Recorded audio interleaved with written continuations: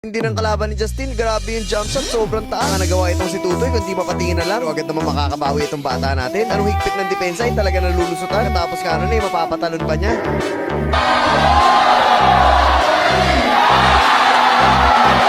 Dito muntik pa niya ma-ankle breaker, grabe talaga gumalaw itong si Tutoy. Bago nga mag-umpisa ang laban, sumalpak pa itong si Tutoy. Favorite niya talaga yan. Naakyatan pa sa bakod, talagang hindi makontrol sa dami ng tao. Game good. Ito na, mag-uumpisa na ulit ang laban.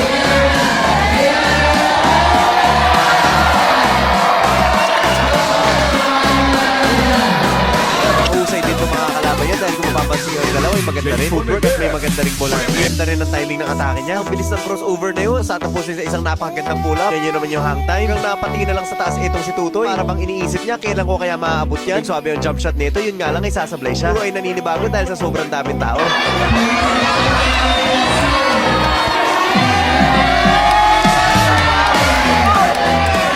Maaga nakipagpulitan itong si Tutoy. Ito na ang signature kiss na gagawin niya. Bumings pa naman yung kalaban. Saktong-sakto Tutoy.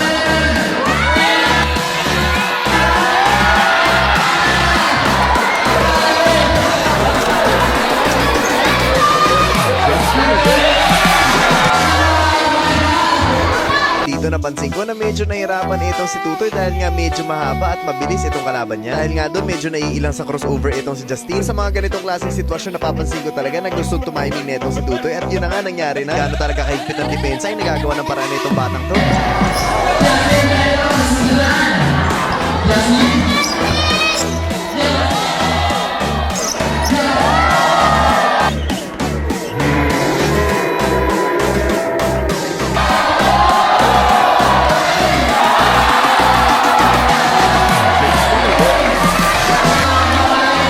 Gaya nga ng sabi ko, gusto ko rin talagang attitude nitong kalaban niya. Nagang laro lang at hindi napipiko, nagpapakita ng magandang sportsmanship. Depensahan niyo talaga na maayos itong si Tutoy. Ang muntik na makalusot ay tingnan nyo. Haba nga ng galaman niya, yung bilis na nasundutan na itong si Tutoy. Dito naman sa possession na to, agad makabawi itong si Justin. May na rin kasi ng nilaruan niya. Sin ko na mas naging matalino itong si Tutoy nung bumangga. Tingnan nyo naman nakaiwas. Sa pag-iwas na yun ay na-out of balance ang kalaban niya. Dati nangyari na malamang walang katapusang banggaan ang mangyayari. So, ngayon napakagulang na yan. Marunong na umiwas pag kinakailangan. Unti-unti napapansin ko na nagiging seryoso na ang dalawa. Talagang depensahan na sila na maayos at nagkakabawian. Ito nga sa pagkatanga ni Justin na to, nakikita sobrang agresibo ng bantay niya. Karoon ng konting pagkakataon, talagang dinakma ang bola at nakuha ang possession. Malinis na malinis sa depensa sila, nagkakabakbakan. Kaya nga nasabi ko, mahusay din talaga gumalaw tong kalaban niya. Tapos sa crossover, biglang in and out course ang ibibigay. At yun nga, naiwan si Justin, yun nga lang hindi na ipasok. Yung mga batang masarap ensayuhin, talagang galing sa grassroots. Kahit gano'ng kahigpit ang bantay, talagang lumalabas ang husay nito si Justin. Mukhang ipit na pero nalulusutan pa niya. Kahit masikip dahil sa dami ng nanonood, big pa niya ma-ankle breaker ang kalaban niya.